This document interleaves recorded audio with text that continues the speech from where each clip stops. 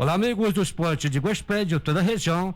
Forte abraço a todos. Bom dia. Estamos chegando, iniciando pela Clube 106,5 FM de Guaxupé, mais uma edição do Panorama Esportivo. Hoje é 9 de junho de 2021, quarta-feira. Panorama Esportivo contando com um oferecimento de Nelsinho Calhas. Panorama Esportivo, o que vai pelo esporte da cidade e região. Informação com tradição e credibilidade. Panorama Esportivo, a partir de agora.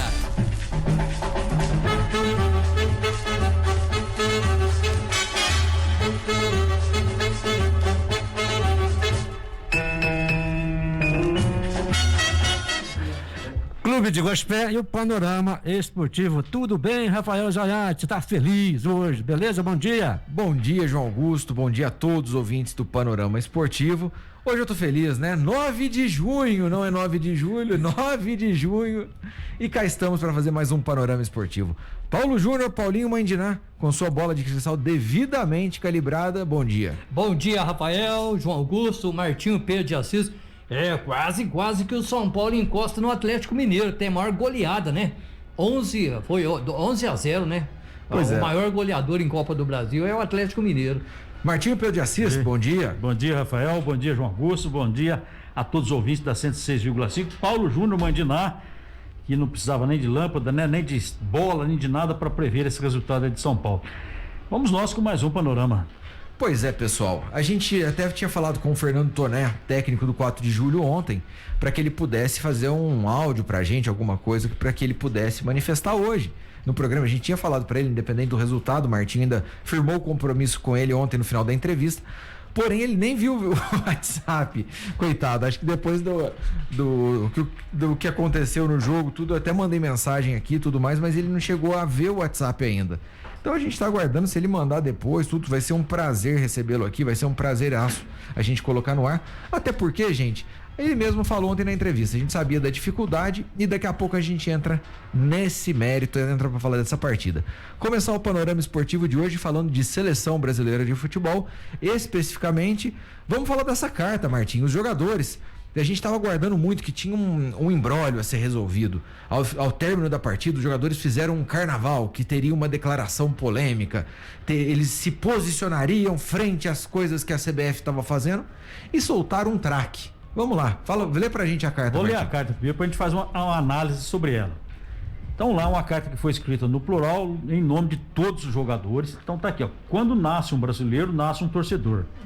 E para mais de 200 milhões de torcedores, escrevemos esta carta para expor nossa opinião quanto à realização da Copa América.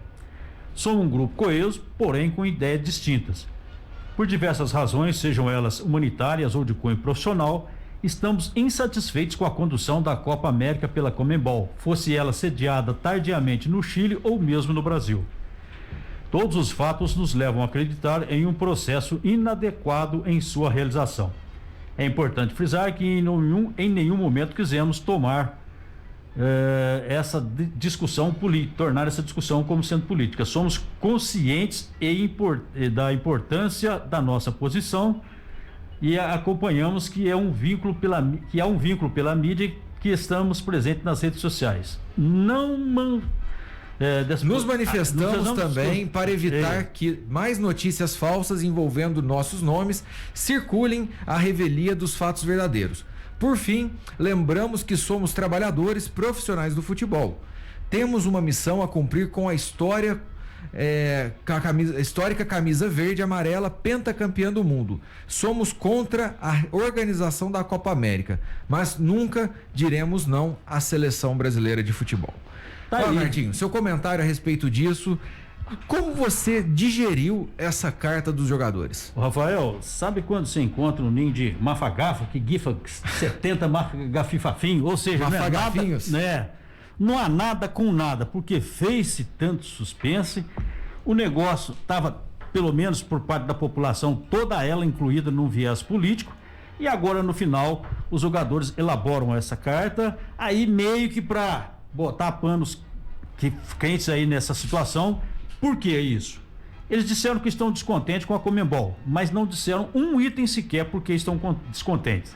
Disseram que estão descontentes com a realização da Copa América no Brasil, ainda que tardiamente. Também não mencionaram nenhum motivo. Ou seja, compraram uma briga, penso eu, que eles não tinham a condição de sustentar e no final acabaram achando e acreditando que era melhor ficar pianinho e jogar a Copa América e continuar na seleção e tudo bem. Então essa carta aqui, para mim, ela não quer dizer nada com nada, afinal de contas. Você acha que a medida, Paulo Júnior, que eles acabaram todo mundo estava imaginando que teríamos um rojão, mas soltaram um traque. Por quê?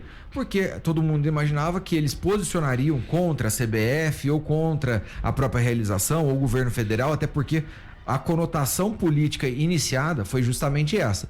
Depois, no meio do caminho, eles foram muito pressionados e viram que estavam perdendo o que ele tem de melhor, que é o apoio do torcedor. Consequentemente, nessa carta, eles direcionaram toda a atenção e responsabilidade para a Conmebol. Você acha que foi a saída para eles ficarem assim, vamos ficar bonitinho com todo mundo? O problema foi o seguinte, eles não esperavam, né, a mídia cair em cima deles, cair matando em cima deles, né? A maioria da mídia da comunicação brasileira e estrangeira também, muitos apontavam até como que o Tite ia pedir demissão depois desse jogo de Exato, ontem, entendeu? Então, criaram-se uma super tempestade dentro de um meio copo de água. A expectativa do torcedor, do brasileiro, de todo mundo, ficou de que seria realmente um estrondo, uma bomba, né? E não aconteceu nada disso, Rafael. Eu acho que é o seguinte, o pensamento deles é que quando eles falarem isso aí, toda a população iria pro lado deles, entendeu? A mídia, tudo, não, vocês estão cobertos de razão, papapá. Só que eles bateram de frente com os outros campeonatos, como a Taça Libertadores de América, Copa do Brasil, Sul-Americana, que é o mesmo formato, são equipes da América do Sul. Aí aconteceu isso. Agora, sinceramente, viu? Eu me decepcionei mais uma vez com essa seleção brasileira que tanto orgulho nos deu e hoje fica aí esse tititi pra lá e pra cá e futebol mesmo que é bom, nada. Mas você tá falando que decepcionou fora do campo ou dentro do campo? Dentro do campo fora de campo, agora dentro do campo depois nós vamos comentar. Isso. João Augusto, pra gente poder já concluir essa situação aqui do que realmente aconteceu, você realmente esperava que os jogadores fossem à mídia tornar pública essa insatisfação com a Conmebol? Rafael, eu acredito que o Martinho e o Paulo Júnior foi até manso. Até manso, obrigado, João. Uma turma de canalha. A turma de safado, esses jogadores. Eles têm que se preocupar. Ô, gente, para com isso, em jogar futebol. A função deles é jogar futebol, não é mandar carta, não. Quem tem que mandar carta isso aí, até o próprio treinador, entendeu? Como eles falaram, vai arrebentar, vai ser uma bomba, vai explodir o Morro Agudo. Entendeu? Para dar você foi muito bem na sua, um traquinho desse jeito aí. Aqui é oba, diz que me diz, vai pra blá, você entendeu? Daí um fala muita coisa, outra macia de lá, outra lisa de cá. Para com isso aí. Eu já essa turma, eu não vou falar elenco, não. Essa turma de jogadores do Brasil hoje é tudo farinha do mesmo saco. Ô João, aqui a gente fala isso porque assim, o Robinho até mandou uma coisa pra gente aqui, na sexta-feira falaram que eles iam falar e blá blá blá. Então... Aí no final de semana aconteceu algo que chegou ontem que eles teriam que falar. E falaram o quê? Ficaram sem ação. Será que o gato comeu, chamado gato, quando é criança, gente, quando é nenenzinho, eu vou chamar esses marmanjos de nenenzinho. O gato tá aprendendo a falar. O gato não tá falando, o gato comeu a língua deles. O gato comeu a língua desse povo. Meu ponto de vista quanto a isso, eu não manifestei ainda aqui, mas o meu ponto de vista é que eles ficaram realmente sem uma ação. Sem um apoio, né, Rafael? Tendo em vista que na hora que eles falaram assim, vamos peitar o negócio porque a gente manda aqui. E eles viram que não é assim. Não é isso. Eles perderam o apoio do torcedor, eles perderam o apoio até dos mais próximos a ele. Muitas pessoas falam assim, gente, vocês vão se queimar. E tanto é que na hora que abriu a possibilidade de falar, não vai jogar? Não. Cai fora todo mundo, inclusive treinador, vamos pôr gente nova. Aí eles recuaram.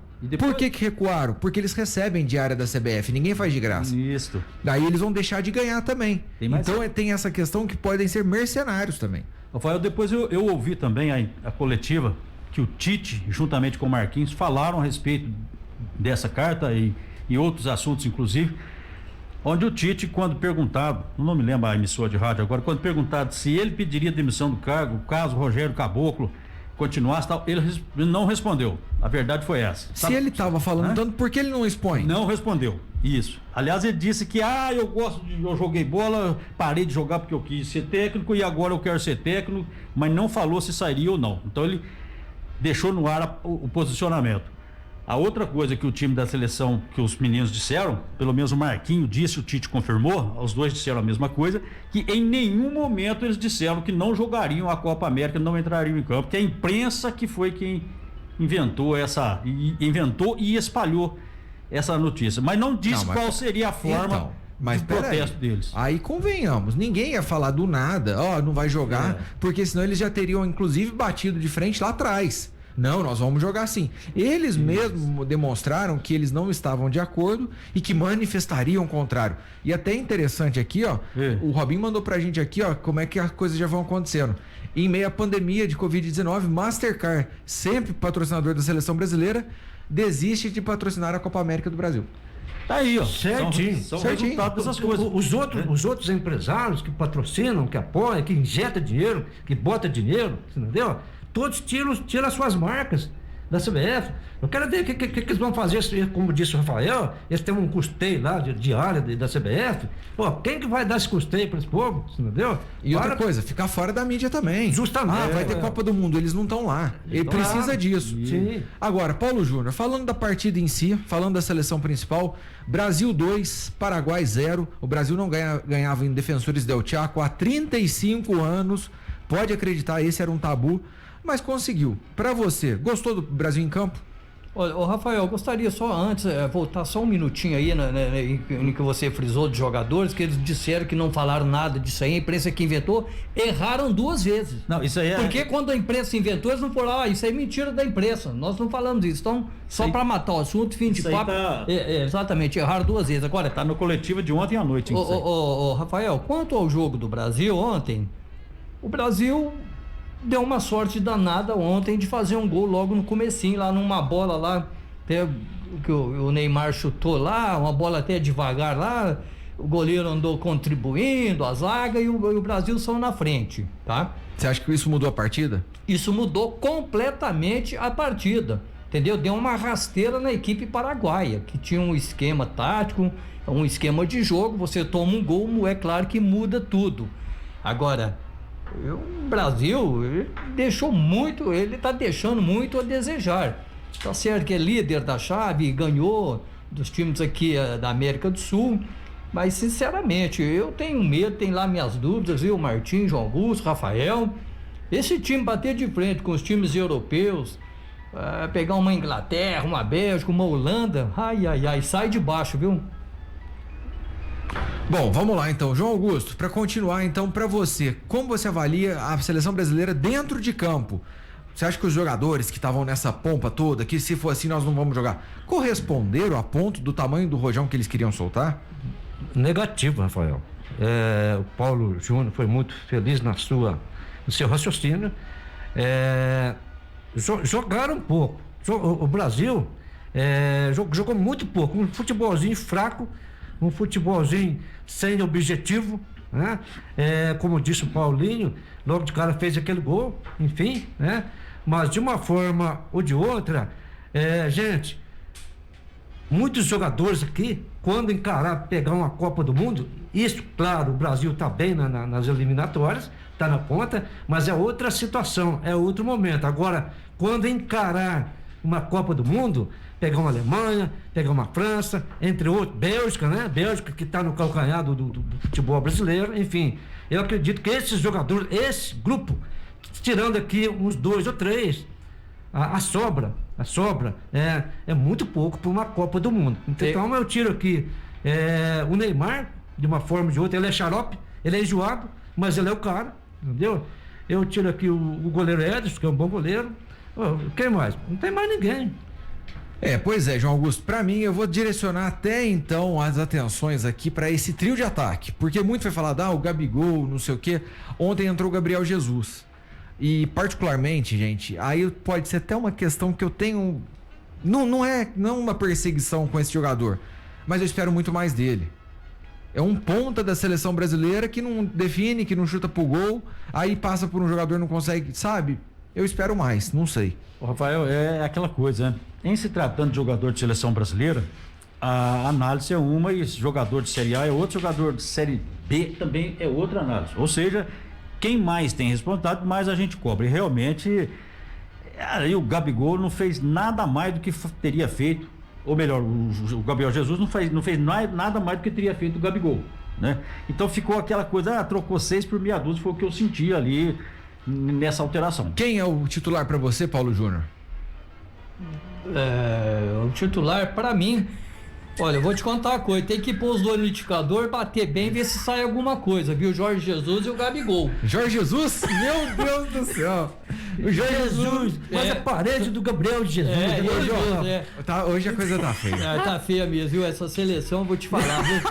Trazer o técnico Jorge Jesus lá pra melhorar isso aí, meu cara. Eu vou até chamar o intervalo comercial pro Paulinho tomar uma água aqui, respirar. Cadê o chá de camomila? Faz muito bem. Dessa vez o Bumbo tá até fora do estúdio. Juninho, que doce! O Bumbo ficou até fora do estúdio de tão longe que foi. Rápido intervalo comercial, já voltamos com o Panorama Esportivo.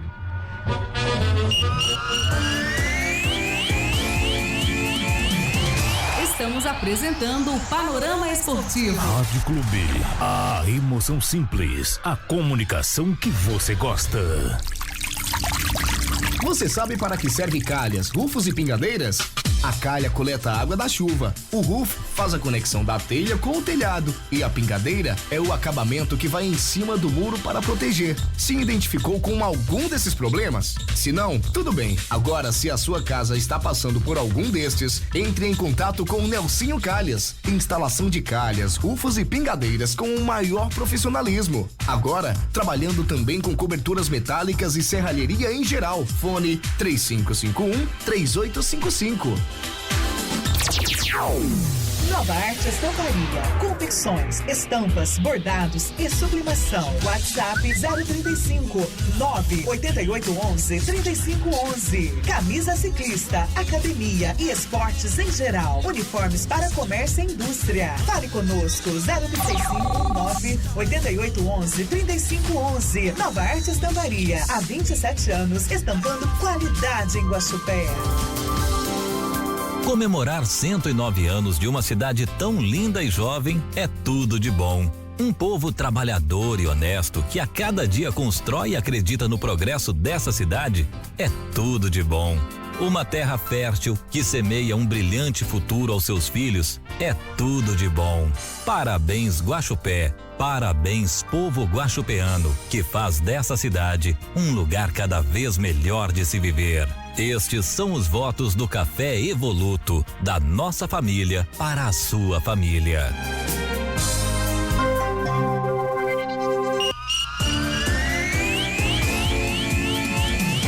Voltamos a apresentar Panorama Esportivo.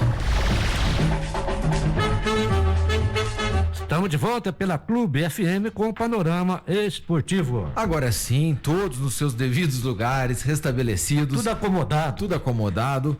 Vamos aí a classificação, Martim, os jogos e a classificação da Copa América. Desculpa, Copa América não, já tô batendo fora.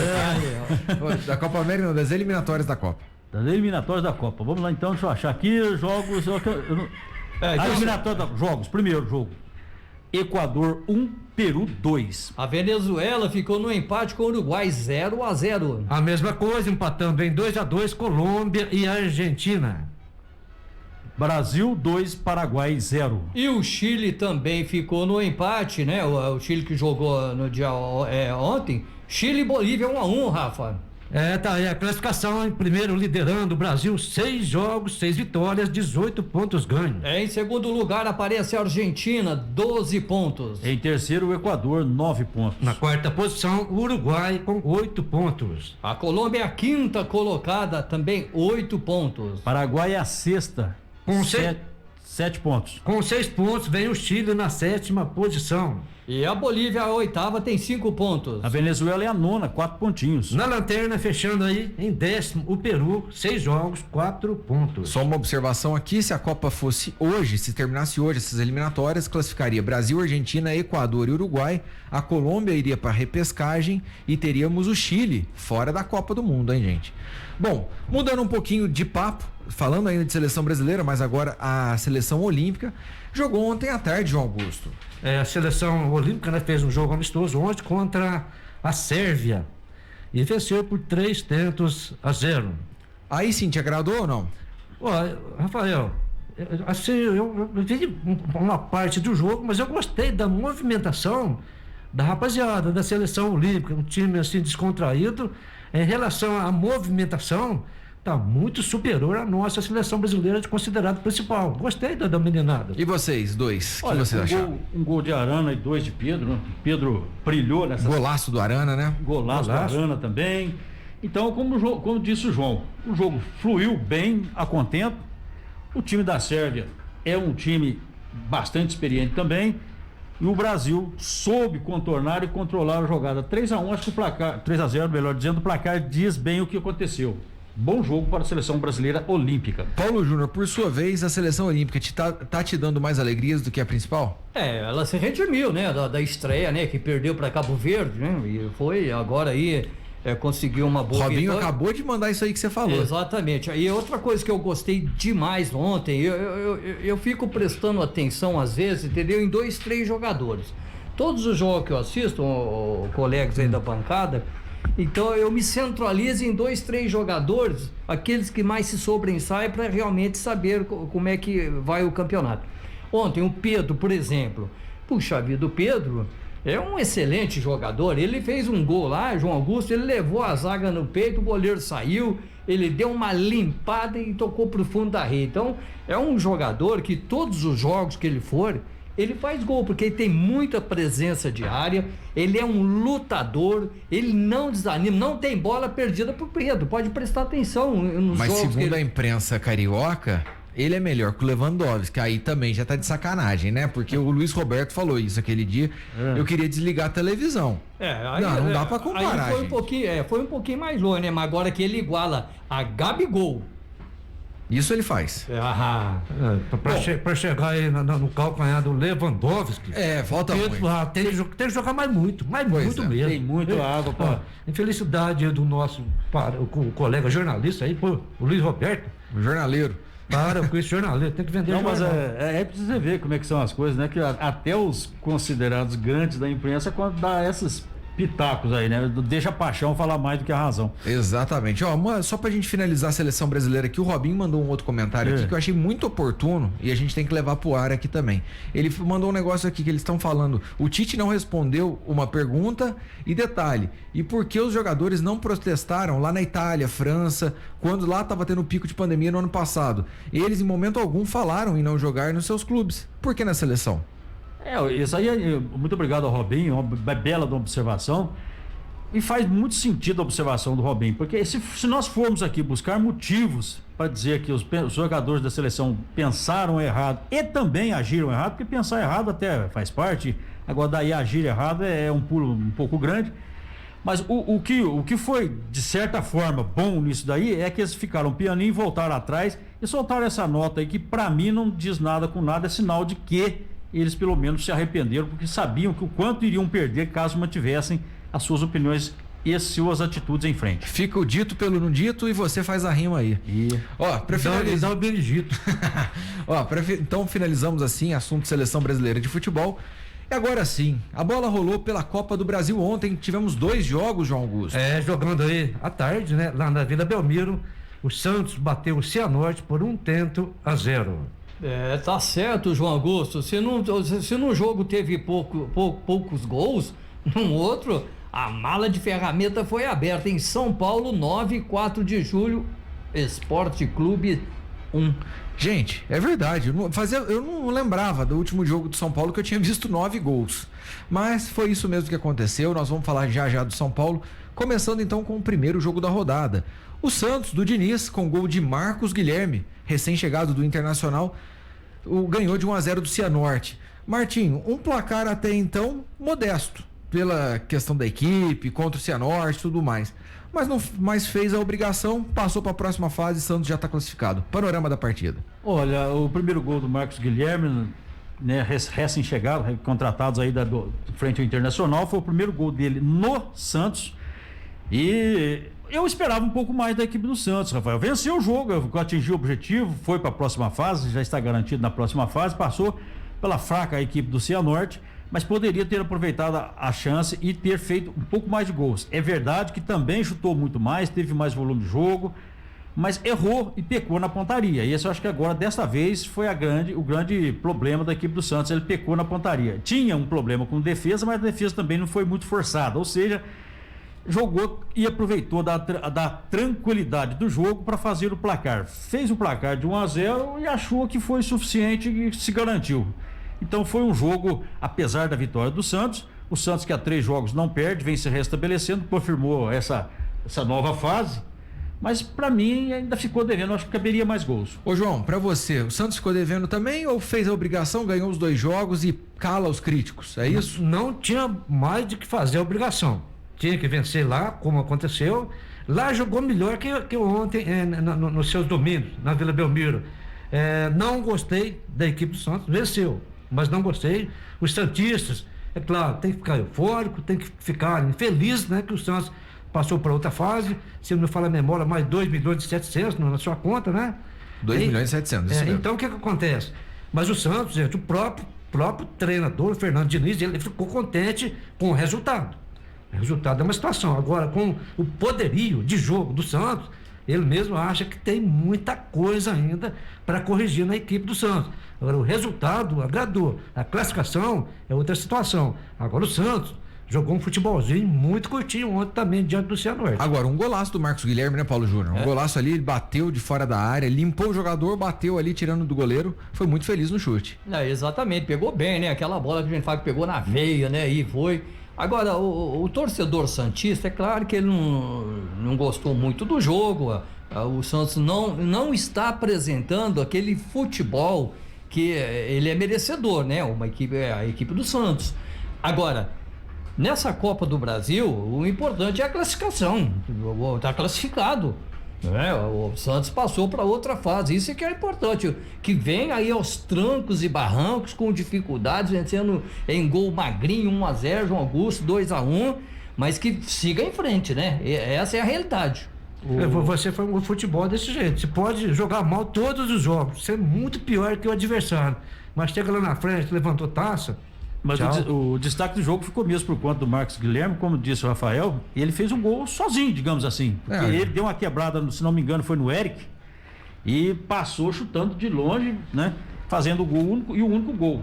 E depois o jogo ficou meio, principalmente no segundo tempo, eu acho que assim, o que chama atenção, Martinho, é que justamente a torcida santista esperava uma atuação um pouco mais emblemática, tendo em vista que ele jogou bem no final de semana, ganhou de 3, então tava vindo de um momento legal, o Diniz conseguiu repetir o time, então assim, eu acho que o que ficou no ar aí, até por conta dessa crítica, é por conta que a gente tava esperando um resultado mais largo, mas fez a obrigação, garantiu a passagem para a próxima fase com 2 vitórias, não deu chance pro Cianorte, o Cianorte em momento algum chegou perto de falar assim, podemos classificar. Não, isso é verdade. Então acho que é isso. O Filipão mandou pra gente que o Santos está reestruturando. Conseguiu a 3ª vitória consecutiva, algo inédito em 2021. Então tem isso também, tem esses pontos que a gente tem que levar em consideração. O Edivaldo mandou pra gente aqui também, gente. Tava falando aqui, que a gente até citou a goleada do São Paulo e tudo mais, e ele citou a goleada do Santos em 2010. Teve uma goleada do Santos frente ao... Quer ver? Ele mandou. Vamos abrir aqui, tá quase carregando, porque tá contra o Naviraense, 10/3 de 2010. Você falou, essa foi uma grande goleada também. Pois é, Santos 2010, aquele Santos de Neymar e Ganso que tava voando, né? Bom, enfim, o Santos fez o que tinha que fazer, 2 vitórias convincentes, passou para a próxima fase da Copa do Brasil.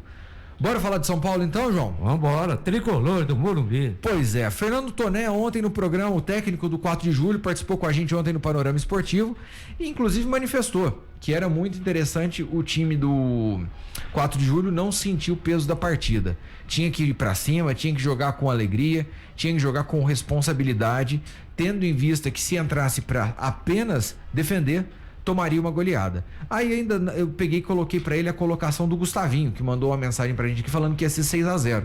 E ele falou que era a única coisa que ele não queria era isso, era perder com goleada. João Augusto, 9-1, foi pesado. Rafael, tem uma frase bem antiga e ela é muito objetiva. Cutucar a onça com a vara curta. A equipe do 4 de julho, se não me falar a memória, 30 segundos, é isso? Pode até me ajudar? Não chegou nem a 1 minuto. Já guardou, fez um. Isso aí foi talvez um erro da equipe do Fernando Toné. Falou, peraí, saiu muito cedo o gol, entendeu? Logo o São Paulo se encaixou, fez o primeiro, empatou, assim por diante. Agora, o São Paulo, gente, não fez mais do que a sua obrigação. Não fez mais do que ganhar da equipe do 4 de julho. Não fez mais do que passar para outra fase, você entendeu? Ô Paulo Júnior, você acha que o fato do São Paulo ter tomado um gol com 20 segundos, isso mesmo, 20 segundos, 20 segundos. Aí cutucou a onça mesmo com vara curta, igual o João falou, você acha que isso aí foi fundamental pro São Paulo realmente pegar essa ira toda para buscar esses 9 gols? Eu acho que foi muito importante aí o Dudu fazer esse gol aí no abrir das cortinas, no início do espetáculo. Um gol onde todo mundo errou, né? O time inteiro do São Paulo errou. Porque mostrou pro São Paulo que o São Paulo teria que jogar firme. O São Paulo teria que encarar o 4 de julho, já perdeu lá, 4-3, né? Na jogada, o 4 de julho teve uma semana de glória, porque ganhou do São Paulo, era o assunto da cidade, o assunto da região inteira. Então, uma semana de glória foi essa equipe aí do 4 de julho. Agora, o que eu não entendo, Rafael, como que o São Paulo, quase que com o mesmo time... Não foi com o time 100% diferente. Mas a marca do São Paulo, o nome do São Paulo não justifica muito ter perdido esse jogo lá. Eu concordo em partes você falar da marca ter perdido, só que o time não tinha ninguém. Sim, agora o São Paulo, a partir dos 17 minutos, né, que o Luciano fez o gol de empate para a equipe do São Paulo, aí transformou-se num treino. O que eu pude assistir ontem foi o São Paulo, João Augusto e Martim, o São Paulo treinando com uma equipe profissional. Esse foi o que eu consegui ver do São Paulo, porque o São Paulo, ele fez... E o São Paulo tem outra coisa, não fez mais gols, porque o São Paulo também não buscou a fazer, entendeu? Começou a tocar mais a bola, esperar acontecer naturalmente o gol, não forçou a barra, essa é a verdade. Ô Martim, senão eu teria ter guardado lá uma dúzia, viu? Nós tivemos inclusive 2 gols anulados do Pablo e um gol que foi anotado que é bem questionável. Eu questiono esse gol, mas acabou que não fazia diferença. Agora faria diferença porque foi o segundo gol da equipe de São Paulo. Esse gol que foi anotado, para mim foi impedido. No resultado final não faria, mas o estado psicológico acabou que fez diferença, sim. Então o VAR, que não teve VAR, logicamente, o VAR é importante para esses casos decisivos. Agora, o grande erro da equipe do 4 de julho foi que o Fernando abriu o jogo, né? Ele quis fazer uma bela apresentação na filosofia dele. Aqui para nós ele havia dito que muito dificilmente ganharia o jogo. Em nenhum momento ele disse nós vamos chegar lá e vamos arrebentar e vamos sair para cima do São Paulo. Mas também quis jogar de igual para igual, aí foi o grande problema. A outra coisa é a falta de perna que o time do 4 de julho não teve no segundo tempo. Perdeu, né? Perdeu o condicionamento físico, aí deu uma disparidade muito grande. Mesmo o São Paulo mudando o time, que o Crespo fez várias alterações no segundo tempo. Teve gol de tudo quanto é jeito que você imaginar. Teve gol de peixinho, gol de cabeça, gol de escanteio, gol de chutado de longe. Nos 3 últimos gols, Rafael, a defesa do 4 de julho estava totalmente perdida mesmo. Agora, o gol do Luciano, o Pablo domina a bola num rebote dentro da área sozinho e toca pro Luciano sozinho. Sozinho. O 8º gol que eu achei que até foi uma infelicidade, que também não faria mais diferença no que o zagueiro acabou rebatendo, a bola subiu muito e cobriu o goleiro. Então, mas tirando esse lance de infelicidade por parte do 4 de julho, todos os outros gols foram assim. Mamão com açúcar, é uma expressão que eu gosto de usar aqui. Então, se o time do 4 de julho tivesse se fechado lá atrás segurado, eu até acredito que perderia o jogo também. Mas teria ficado aí. Eu, por exemplo, eu achei que o placar ficaria 2-1 pro São Paulo. Teria ficado 3-1, 4-1, enfim. Agora, uma ressalva. Para mim, de forma nenhuma também, tira o brilho da presença do 4 de julho na Copa do Brasil. Porque nós temos o Bala, por exemplo, que nas horas vagas ele trabalha de empacotador no supermercado lá em Piripiri para complementar a renda dele. Então não dá para comparar. Não, com certeza. E detalhe, eu acho que tem que enaltecer muito o 4 de julho, porque tirou o Cuiabá, um time da Série A. O 4 de julho eliminou o Cuiabá e tirou Confiança, que fez o maior carnaval com o Cruzeiro. Isso. Então o que acontece? Você vê que o time tá num nível assim realmente acima, não tá um time de Série D. Agora, João Augusto, uma pergunta para você aqui, uma opinião minha, e quero que você debata sobre isso. Para mim, o melhor de São Paulo ontem, Emiliano Rigoni. Concorda com isso? Ele jogando de ala foi muito bem. Não, tem futuro, tem boa colocação, tem habilidade, cabeça erguida. O futebol hoje, Rafael, quando o jogador que está subindo da base, tendo chance na equipe considerada principal, quando ele domina a bola e olha na bola e não levanta a cabeça, a carreira dele é curta. Esse é o beabá do futebol, você pode ver. Quando ele domina a bola, ele não olha na bola, ele olha para ver onde que ele vai colocar a bola, passar por cima. Ele tem essa situação. Agora, tem um futuro muito grande aí. Mas o Rigoni não é da base, meu amigo. O Rigoni acabou de ser contratado da Argentina. O argentino Emiliano Rigoni, que ele veio até a pedido do Crespo. E aí o que acontece? Ele não Mas é jogador novo? Ele não é. Ele é meio campo, ele é jogador mais novo, só que ele não é da base. Ele é meio campo. E aí o que acontece? O Crespo conversou com ele e colocou ele para jogar de ala ontem, a ala direita. No lugar do Igor, né? No lugar do Igor. Eu, particularmente, Martim, e sem medo de errar, para mim foi o grande destaque da partida. Mais até que o Pablo, que fez 3 gols. Então, Rafael, todo mundo sabe que o Dani Alves estava machucado, não podia jogar. E ele entrou e cumpriu aliás, muito rápido, viu, Rafael? Gostei da velocidade que ele impôs. Aí você vai dizer, mas a marcação dele foi deficiente. Até foi mesmo, também tem que lembrar isso. Mas ele foi no fundo e cruzou várias vezes para dentro da área da equipe de São Paulo. Eu achei isso muito importante. Uma boa contratação, sim, do Rigoni. Agora, um que o senhor questiona muito, senhor Rafael, é o Pablo, né? Ontem ele fez aí como é que é o trick, Head-trick, fez 3 gols, né? João, mas também veja olha o espaço que a defesa do 4 de julho deu para os atacantes. Eu me dá 9 aí que eu faço 4. Agora, o jeito que o São Paulo entrou em campo ontem, ele entrou praticamente num 3-4-3. Não entrou basicamente ali ele não jogou com aquele primeiro volante, aquele cão de guarda, só que também fez bem, foi para cima.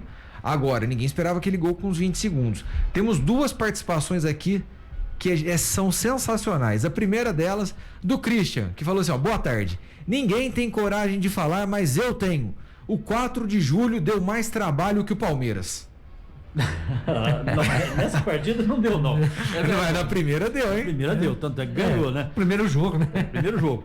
Mas igual o Rafael falou, o primeiro jogo foi um time, do São Paulo foi um time, e agora foi o time considerado titular, foi uma outra história, embora aí pelo lado direito nós tivemos alterações, que é o caso, por exemplo, do Rigoni, que para mim também jogou muito bem. Então, mais um comentário interessante aqui, você falou da idade, um abraço pro meu amigo Reizinho, professor de educação física. Reis, grande abraço ao Reis. O Rei mandou aqui, Rigoni tem 28 anos. Tá aí, grande abraço ao Reis. Já mandou aqui pra gente. E o outro comentário aqui é do Eduardo, que falou assim, tentaram implantar uma crise no São Paulo onde não existia, agora aguento. Mas o São Paulo tem que estar pronto, preparado, né? Para as coisas, crítica, coisas boas, vai falar bem, enfim. Mas o São Paulo tá pronto, você tem. Aí tem um lado. Tem digamos assim, os profissionais adaptados para essa bronca, né? Essa bucha toda. Tá lá o Muricy, que é o organizador, o coordenador. O torcedor falou, o Reizinho. Reizinho disse muito bem, porque o São Paulo levou susto também. Mandou, o Reizinho mandou da idade do Rigoni. Não, tá. Mas o São Paulo levou um susto, que tinha um gol de desvantagem quando começou o jogo. Aí de cara toma um gol numa falha conjunta da equipe da defesa do São Paulo. Christian mandou. O Christian que falou. O Christian que falou. Então tá aí, Christian. Então o São Paulo levou um susto, sim. Então ele tem razão nisso. Tem razão nesse quesito, né? Aí, só que o São Paulo tinha que provar para a torcida, porque até o próprio Hernan Crespo estava tranquilo, dizendo que o São Paulo ganharia de 3 e ganhou de muito mais. Agora, o São Paulo se comprometeu diante da torcida e cumpriu o que se comprometeu. Aí, glórias ao São Paulo quanto a isso. Paulo Júnior, nós temos aqui a participação do Pedro Henrique, que fala o seguinte: se fosse o São Paulo do Diniz, teria perdido. Rapaz, aquela crise instalada com o jogador contra agora... o Diniz, ele voltou lá atrás. Sabe o que teria mesmo? Então, mas sabe o que dá a entender por conta dessa participação para ele? Eu quero que você comente a respeito disso. Mas o que dá a entender é justamente pelo fato do time ontem entrar com um brilho diferente. O time ficou mordido. O time do Diniz era passivo. Você concorda com ele? Em parte eu concordo, sim. Apesar ontem nós tivemos aí 2 tempos distintos, né? O primeiro tempo e o segundo tempo, conforme vocês frisaram muito bem. E o São Paulo demorou 17 minutos para empatar o jogo. Fez 3 gols no primeiro tempo só. Depois, no segundo tempo, que perdeu as pernas a equipe do 4 de julho, é que o São Paulo cresceu para cima dele. Agora, esse resultado de 9-1... isso aí não quer dizer que o torcedor de São Paulo vai ficar iludido aí, que o São Paulo tá arrebentando, que é um timão, não. Ganhou do 4 de julho, não fez mais do que a obrigação de ganhar. É claro que foi um placar elástico, ninguém esperava isso. Até uns 5 a gente até concordava, né? Até esperava uns 5-0, 4-0, mas de 9 ninguém esperava isso aí. Mas não quer dizer que o São Paulo já embalou. Esse jogo já não quer dizer nada, não. Então, os torcedores do São Paulo que não fiquem iludidos, não, porque cada jogo é um jogo. Aí né? que você se engana, meu amigo, porque o Lucas mandou pra gente aqui, ó. O Paulinho está menosprezando a vitória do São Paulo. Perguntaram pro Lula quantos gols o São Paulo fez e ele teve que encher as 2 mãos. Aí fica difícil. Por conta dos 9 dedos. Eu não tô menosprezando, Rafael, não, jamais, não tô menosprezando o São Paulo. Tem um grande respeito pelo tricolor do Morumbi, pelos torcedores, né? Eu tenho até simpatia pelo São Paulo. Mas o que eu tô falando, não vamos nos iludir porque ganhou de 9. Mas você concorda com, acho que se eu não me engano foi o Eduardo que mandou aqui, gente, que queriam implantar uma crise no São Paulo antes da hora. Porque perdeu semana passada, meu Deus do céu, São Paulo perdeu isso, não sei o quê. Será que o Crespo já tá começando a balançar? Então foi assim, tentaram implantar uma crise antes da hora. O São Paulo acabou de sair de uma fila de 9 anos sem título e acabou de ganhar. Mas veja bem, Rafael, não desqualificando a equipe do 4 de julho. Vamos dizer que seria um osso duro de roer. Pra mim agora é 9 de julho, já mudou até o nome. Veja bem, vamos ver se fosse um osso duro de roer. Vamos chutar aqui um Grêmio. O Grêmio ganhou lá de 3-2. Agora o São Paulo, gente, tem que mudar. Agora pegou com 4 de julho, não desmerecendo o pessoal, entendeu? Como disse o Martim, o cara tem um extra para complementar a sua renda familiar, um vende banana na feira, outro trabalha servendo pedreiro, enfim. Agora você pega um osso duro de roer, gente, as coisas ficariam bastante delicadas pro lado do São Paulo. Então, mas então realmente teve esse lance aí, desse indício de que tentaram implantar uma crise antes da hora. Mas aí o que acontece? Se essa crise foi implantada, realmente houve zum mesmo, que a gente ficava se perguntando, você já imaginou se o São Paulo fosse eliminado pelo 4 de, né? Seria muito ruim para a equipe de São Paulo. Então houve uma responsabilidade do São Paulo, sim. Agora, o São Paulo vai esquecer isso daí, a Copa do Brasil, pelo menos na Copa do Brasil, começa do 0 de novo na próxima fase, que são mais outro mata-mata, não sabemos ainda quem será o adversário, o sorteio. Já tem o adversário? Não, ainda não, ainda vai fazer o sorteio, até porque tem rodada hoje, né? O que eu tô rindo aqui, gente, é que o Hernani mandou pra gente aqui o seguinte: não tivemos Arapiraca Day, fazendo uma menção aí ao Palmeiras quando perdeu pro Asa de Arapiraca. Exatamente. Ô, Rafael, eu gostaria só de ressaltar e fechando esse papo aí de São Paulo, esse assunto de São Paulo, parabenizando essa equipe do 4 de julho, perdendo de novo, não deu um pontapé, não arrumou encrenca, não brigou, terminou o jogo. Olha pra você ver, rapaz, a importância e o que é bonito e é gratificante no esporte, Augusto. Todos os jogadores do 9 de julho foram lá correndo, falar com o jogador de São Paulo para tirar fotografia. Todo mundo tirando fotografias com o time de São Paulo, sendo satisfeitíssimos, apesar de ter perdido. Mas olha para você ver, muitos garotos daquele que jogou ontem jamais conhecia São Paulo.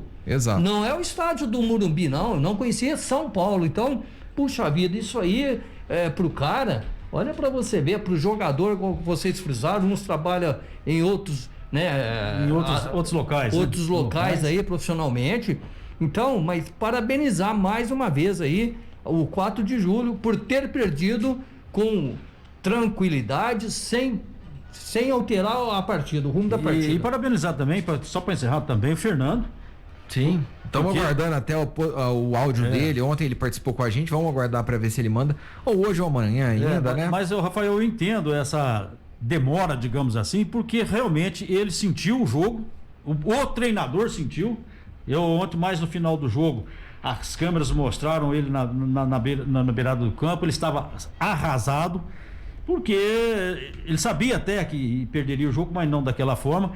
Mas o importante, a gente sempre tem que lembrar isso, foi a humildade, como o Paulinho diz, a humildade que tiveram os jogadores do 4 quando acabou o jogo e foram lá cumprimentar a equipe de São Paulo e até mesmo a equipe de São Paulo com relação aos seus adversários. Como disse, jogo tranquilo, dentro de campo, embora a superioridade de São Paulo ficou claríssima, mas acabou-se a parte humanitária do jogo, porque o futebol não é só futebol é muito mais do que isso, e a parte humanitária foi nota 10 ontem para ambos, São Paulo e também para o 4. Rápido intervalo, já voltamos para falar dos jogos de hoje da Copa do Brasil.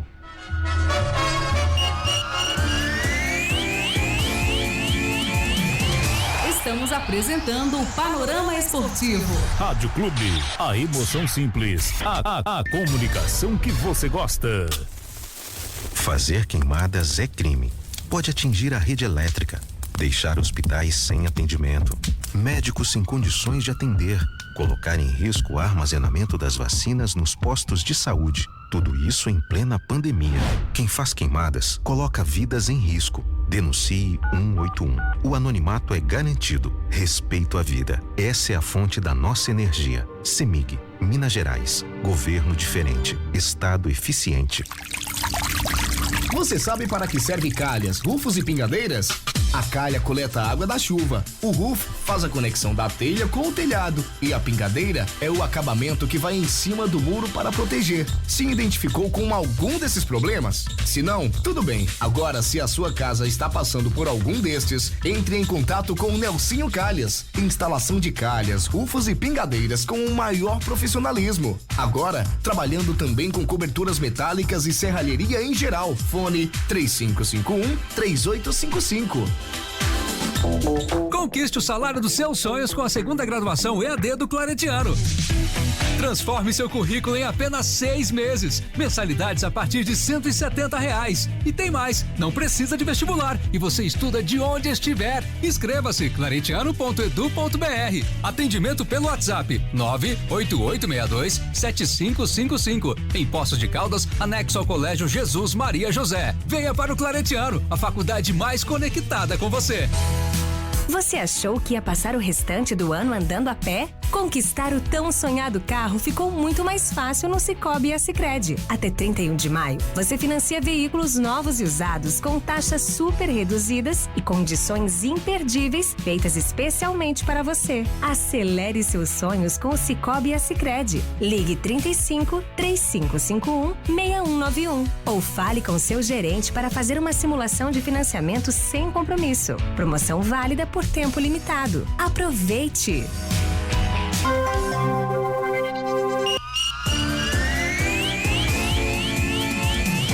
Voltamos a apresentar Panorama Esportivo.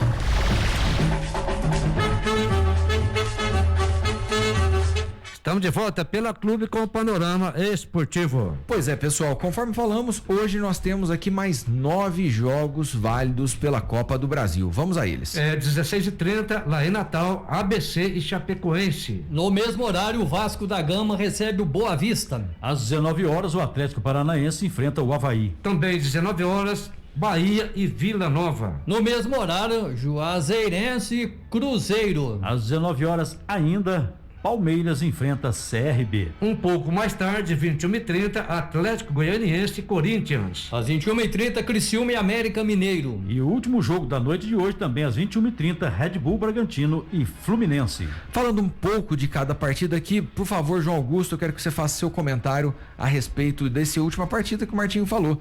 Bragantino e Fluminense. No jogo de ida, o Fluminense ganhou de 2-0. e agora pode perder até por um gol de diferença. Panorama para você. Rapidinho aí, rapaz, o Red Bull Bragantino vai tentar devolver, né, reverter o quadro, mas eu acredito que o Fluminense bem aplicado, o sistema de jogo, sabendo aí o que tem na frente, o resultado de 2-0, o Roger Machado tem tudo para fazer o Fluminense ganhar e passar para outra fase. Detalhe, o Bragantino deve ir a campo com um time praticamente igual ao que jogou contra o Bahia, que foi muito bem no final de semana. Mas eu acredito que o Fluminense deverá ocupar a vaga da outra fase. Acredita na vitória do Fluminense ou apenas na classificação? Não, na classificação. Na classificação. Martinho, outro jogo que a gente tem que comentar hoje aqui é de um time de Minas, o Criciúma e o América, do Dr. Cássio, vão a campo aqui no jogo de ida. O empate em 0-0, o América ainda perdeu aquele pênalti com o Rodolfo. Para você, o Coelho consegue a classificação hoje? Como é que você vê essa partida? Tá muito aberto mesmo, mas eu vejo um potencial um pouquinho mais forte da equipe do América, esse 0-0. Agora o Rodolfo precisa melhorar a pontaria, se tiver pênalti, espero que ele não bata, né, os pênaltis, porque tem que ter essa mudança aí para fazer essa troca. Um jogo bastante equilibrado, o Criciúma, no caso, para mim eu vejo com menos volume, menos poder ofensivo que a equipe do América, embora o América deu uma quedinha também nos últimos jogos. Preciso até para colocar concentrar um pouco mais. Um fato relevante para você finalizar seu comentário: o América vive a pior sequência sem vitórias desde que o Lisca chegou. 5 jogos. 5 jogos sem vencer. Precisa aí dessa alteração. O Cavicchioli vai bem no gol, tá muito bem, mas a defesa do América está aí tendo que se recompor. E Ademir de volta ao time titular. Ademir volta ao time titular, o Rodolfo tá lá, continua firmão, embora tenha dado essas, digamos assim, essas quebras aí. Eu acredito muito no Zé Ricardo, que é um cara que tá ali no meio armando as jogadas e também quebrando muito na marcação. Esperamos aí que o América possa trazer uma alegria para os mineiros desse jogo de hoje. Por falar em mineiros, Paulo Júnior, nós temos também Cruzeiro em campo. O Cruzeiro que enfrenta o Juazeirense. É isso mesmo, Cruzeiro que enfrenta o Juazeirense também hoje às 19 horas. No jogo de ida, Cruzeiro 1-0. Tem a vantagem de jogar pelo empate. Para você, como você vê essa partida de hoje? Eu acho que foi muito pouco aí para a equipe do Cruzeiro, esse placar magrinho de 1-0 lá no Mineirão, um jogo ruim, um jogo difícil até de assistir. Agora, o Juazeirense jogando em casa já há muito tempo que ele não perde lá nos seus domínios, então ele é uma equipe perigosa. O Cruzeiro... Você tá com medo do Juazeirense? Tô. Mentira. Não, tô com medo, não é medo, eu estou respeitando a equipe juazeirense. Não é medo não, é temor. Agora tem outra coisa, né? Tem sai correndo. Tem o Fábio, né? Tem a turma tudo aí, vamos ver o Cruzeiro se ele se acerta. O Cruzeiro hoje vai com a força total, né? O Fábio, o Cássio, o Everton, o Ramon, Matheus Pereira, o Adriano, o Rômulo que vem trabalhando bem na equipe do Cruzeiro, o Rafael Sobis, que está deixando muito a desejar, né? Não tá com...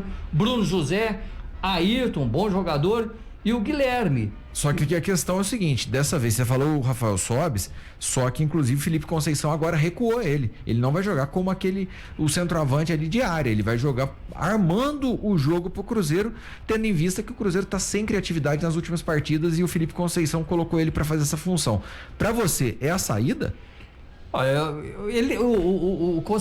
Felipe Conceição, ele tem que achar uma saída, Rafael, porque não adianta você colocar um homem-gol, um jogador aí, mas o homem-gol não seria o Marcelo Moreno? Que faz gols e não tem fazendo gols. O Marcelo Moreno seria, quando o Cruzeiro contratou o Marcelo Moreno, era para ele ser o goleador da equipe do Cruzeiro. Só que o que aconteceu? Em uma partida, vem 2, vem 3, vem 4, vem 5... João Augusto? E o jogador não faz gols, então o treinador tem que ajustar alguma coisa porque não tá certo, porque o goleador tem que fazer gol. Marcelo Moreno só faz gol lá na Bolívia, lá na seleção dele, viu, Martinho? Ontem fez mais um. Lá ele faz gol. Quando ele veste a camisa azul estrelada do Cruzeiro, não sei se o que acontece. Mas caberia essa escalação do Cruzeiro com o Marcelo Moreno, tendo em vista que ele tira o Rafael Sobis da área. Ele põe o Rafael Sobis para armar o jogo, aí caberia o Marcelo Moreno. Caso o Marcelo estivesse em Agora, a aposta que ele fez, ele tá apostando no Bissoli. Aí eu vejo que o Rafael Sobis, apesar dessa queda, de repente, né, numa jogada, uma bola perdida, como o João Augusto costuma dizer, a bola vadia, o Rafael Sobis é mais decisivo. Então ele jogando ali atrás, eu até sugeriria que colocasse um outro armador e talvez deixasse o Bissoli aí para um segundo tempo, mais descansado, alguma coisa desse tipo. Mas... Tá. João Augusto, nós temos também aqui, hoje no Allianz Parque, Palmeiras e CRB. Jogo de ida, o Palmeiras já ganhou na casa do adversário. Agora joga em casa, podendo até empatar esse jogo aí. O empate garante a classificação pro Palmeiras. Sem maiores problemas para você? Sem problema, tranquilo. Palmeiras vence o jogo e